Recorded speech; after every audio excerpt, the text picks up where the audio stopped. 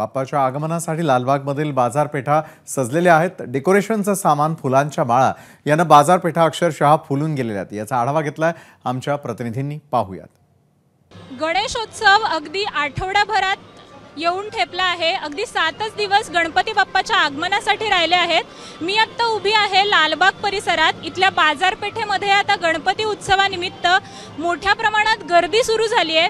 सगळेजण आपापल्या घरी गणपती बाप्पाचं आगमन करतायत, त्यामुळे ठिकठिकाणी हे गर्दीचं वातावरण आता सध्या आपण बघतोय। माझ्यासोबत जयश्रीताई आहेत, त्या सुद्धा खरेदी करण्यासाठी इथे आलेल्या आहेत। ताई, गणपतीची तयारी सध्या घरी कशी सुरू आहे आणि तुम्ही आता कधी खरेदीसाठी आलेला आहात? आम्ही आताच आलो आणि 5 दिवसाचा गणपती असतो आणि एकदम खूप आनंदाने करतो आम्ही।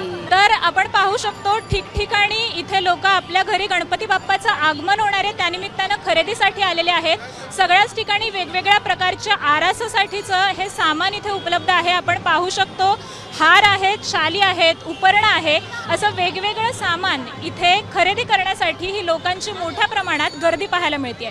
कॅमेरा पर्सन गजाननसह मी आकांक्षा जावडेकर, एबीपी माझा, मुंबई। एबीपी माझा, उघडा डोळे बघा नीट।